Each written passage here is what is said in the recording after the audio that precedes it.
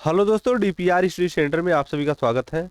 देखिए, RRB group D के द्वारा जो 28 नवंबर को जो प्रश्न थर्ड शिफ्ट में पूछा गया था, तो थर्ड शिफ्ट का एनालिसिस हम आप लोगों को कल नहीं दे पाए, जो जो कि काफ़ी रात हो चुका था। इसलिए हमने जो है कि सारे क्वेश्चन कलेक्ट नहीं हो पाए थे। कुछ क्वेश्चन हुए थे, कुछ नहीं हुए थे। तो मैंने सोचा कि चलो ठीक है, सुबह आराम से जो है बना दिया जाएगा वीडियो। तो इसलिए थर्ड शिफ्ट का जो है कि एनालिसिस हम नहीं डाल पाए हैं। तो आइए थर्ड शिफ्ट का एनालिसिस हम लोग देख लेते हैं। देखिए क्या है, क्या क्वेश्चन पूछा गया था। पूछा गया था ऑस्ट्रेलिया ओपन 2025 के वुमेन सिंगल का खिताब किस खिलाड़ी ने जीता। तो यह जो है कि इसका खिताब किसने जीता। तो इसका करेक्ट ऑप्शन था option number B, Madison Madison Keys. Option number B correct था। देखिए यहाँ पर हमने इसका आंसर लिख रखा है, मेडिसन की। ठीक है, तो ये चार ऑप्शन दिया था और इसमें करेक्ट ऑप्शन मेडिसन कीज था। ठीक है, इससे जो है रिलेटेड कुछ फैक्ट देख लीजिए, जो कि नेक्स्ट जिनका एग्जाम आगे आने वाले शिफ्टों में होगा, तो यहाँ से क्वेश्चन पूछ सकता है। तो इसके उप विजेता कौन थे। तो आर्यना सबालेंका उप विजेता थे, आर्यना सबालेंका। और पुरुष विजेता कौन थे। तो जेनिक सीनर जेनिक सीनर। और ये कहाँ के थे। तो इटली देश के थे। जो पुरुष विजेता जेनिक सीनर थे, ये इटली देश के थे। यह टूर्नामेंट हार्ड कोर्ट पर खेला खेला जाता है। किस कोर्ट पर। हार्ड कोर्ट पर यह टूर्नामेंट खेला जाता है। तो ये बातें ध्यान रखिएगा आने वाले शिफ्टों के लिए। ठीक है, देखिए अगला प्रश्न क्या पूछा गया था कि हाल ही में रिलीज हुई फिल्म छावा के निर्देशक कौन है। फिल्म छावा के निर्देशक कौन है, यह प्रश्न आया था 28 नवंबर थर्ड शिफ्ट में। तो देखिए इसके निर्देशक है लक्ष्मण उतेर। ऑप्शन नंबर देखिए सी, सी करेक्ट हो जाएगा। इसका करेक्ट ऑप्शन था लक्ष्मण उतेर। ठीक है, इसके देखिए कुछ महत्व, लक्ष्मण उतेकर, सॉरी, लक्ष्मण उतेकर। इसके देखिए कुछ फैक्ट देखिए। छत्रपति शिवाजी महाराज का जीवन पर आधारित है। ये जो फिल्म है छत्रपति शिवाजी, छत्रपति संभाजी महाराज के जीवन पर आधारित फिल्म है। इसमें मुख्य अभिनेता का जो रोल है विक्की कौशल के द्वारा निभाया गया है। और निर्माण जो है मैडॉक फिल्म के द्वारा किया गया है। देखिए आगे देखते हैं। थर्ड प्रश्न, तीसरा क्वेश्चन क्वेश्चन क्या है। दोहा डायमंड लीग 2025 में 90.23 मीटर का भाला किसने जो है फेंका था, किसके द्वारा फेंका गया था। तो Neeraj Chopra. Correct option option number A सही है, नीरज चोपड़ा। देखिए उपलब्धि क्या था कि अपना ही राष्ट्रीय रिकॉर्ड तोड़ा था। अपना ही राष्ट्रीय रिकॉर्ड तोड़ा गया था इनके द्वारा। स्थान वे इस प्रतियोगिता में दूसरे स्थान पर रहे। इस प्रतियोगिता में किस स्थान पर थे। दूसरे स्थान पर थे। विजेता कौन था। जूलियन वेबर 91.06 मीटर। ठीक है, विलियन वेबर 91.06 मीटर, यह जो है विजेता थे। देखिए क्या दिया है। Lawrence world sportsman of the year 2025 का खिताब किसने जीता। Lawrence world sportsman of the year 2025 का खिताब किसके द्वारा जीता गया। तो यह जीता गया राफेल नडाल के द्वारा। करेक्ट ऑप्शन सही है, ऑप्शन नंबर सी करेक्ट हो जाएगा। राफेल नडाल के द्वारा यह खिताब जीता गया। देखिए इसके महत्वपूर्ण फैक्ट क्या है। खेल टेनिस, जो इनका खेल क्या था, टेनिस था। और ये किस देश के खिलाड़ी थे। तो स्पेन के खिलाड़ी थे राफेल नडाल। उपनाम क्या है। King of clay. ध्यान रखिएगा, उपनाम क्या है इनका। किंग ऑफ क्ले, मिट्टी के बादशाह। और इस खेल को, ये जो खेल है टेनिस, इस खेल को खेल जगत का ऑस्कर, ये जो, सॉरी, इस खेल को नहीं, ये जो पुरस्कार दिया गया है स्पोर्ट्समैन ऑफ द ईयर, जो इनको यह पुरस्कार मिला है, इस पुरस्कार को खेल जगत का ऑस्कर के नाम से भी जाना जाता है। ठीक है, देखिए अगला प्रश्न क्या क्या पूछा गया था। आरसीबी की जीत के जश्न के दौरान भगदड़ किस स्टेडियम के बाहर हुई थी। तो इसका करेक्ट ऑप्शन हो जाएगा M Chinnaswamy stadium. M Chinnaswamy stadium. यह स्टेडियम कहाँ पर स्थित है? तो बेंगलुरु में स्थित है। बेंगलुरु कर्नाटक में स्थित है। और इसकी विशेषता क्या है इस स्टेडियम की? तो यह सौर ऊर्जा संचालित स्टेडियम, पहला स्टेडियम है। यह पहला ऐसा स्टेडियम है जो कि सौर ऊर्जा से संचालित है। ठीक है।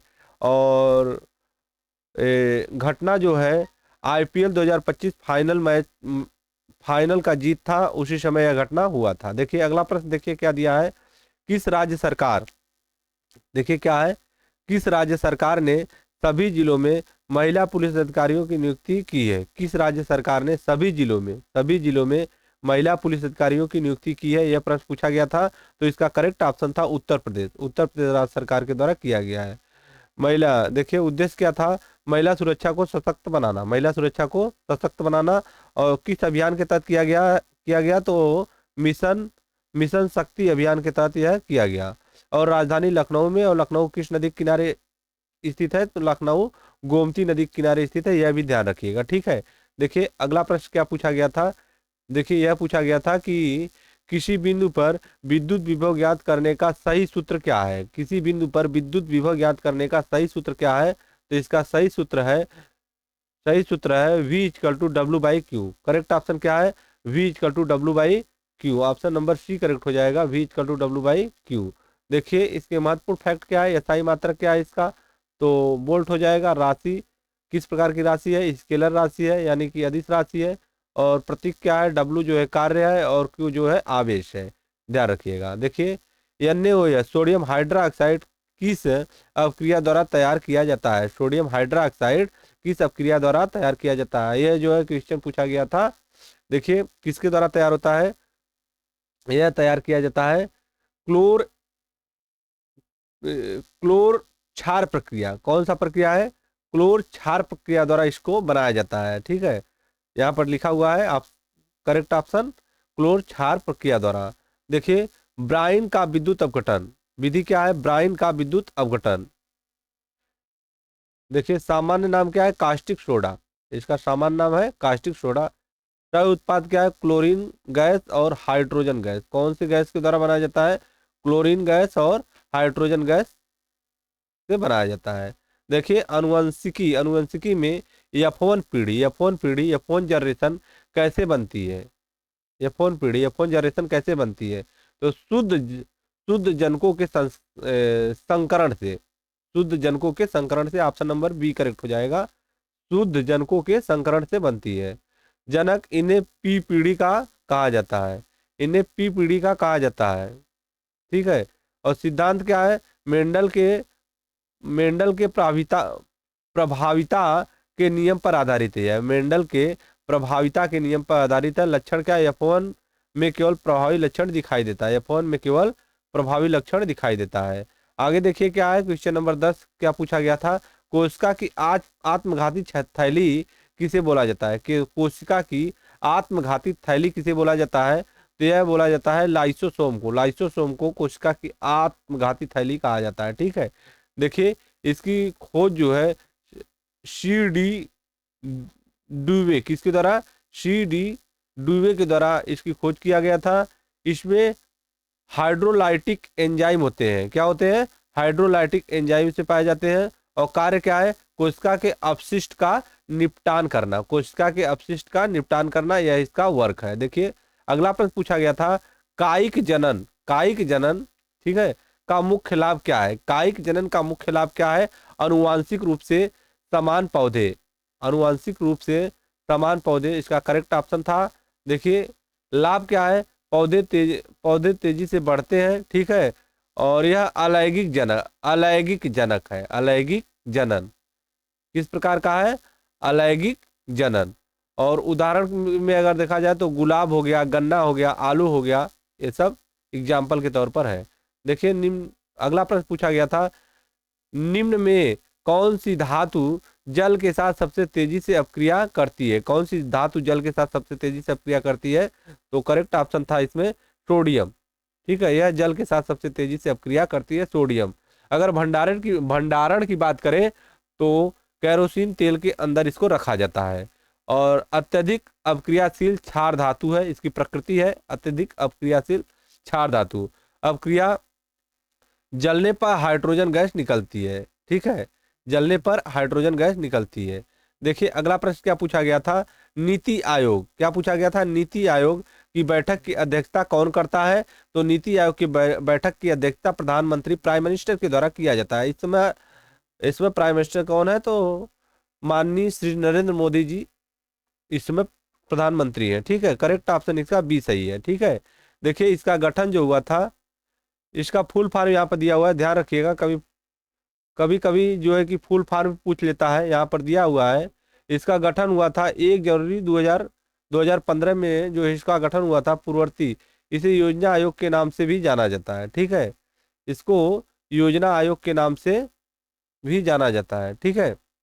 देखिए और इस यह जो है भारत सरकार की थिंक टैंक भी बोला जाता है, इसे भारत सरकार का थिंक टैंक कहा जाता है, ठीक है। भारत सरकार का थिंक टैंक बोला जाता है इसको। तो ये जो है 13 प्रश्न जो है कि मिले हैं मुझे, जो कि 28 नवंबर के थर्ड शिफ्ट में पूछा गया प्रश्न है। तो और बाकी आप लोग देख देख लीजिएगा, जो प्रश्न हमसे छूट गए हों, मुझे नहीं मिल पाए हैं, तो कमेंट बॉक्स में आप लोग कमेंट कर दीजिएगा, तो हम उसको आप लोगों को बता देंगे, और जो बच्चे नहीं जानते उन लोगों को हम प्रोवाइड करा देंगे, ठीक है। तो फिर मिलते हैं नेक्स्ट वीडियो में, तब तक के लिए धन्यवाद।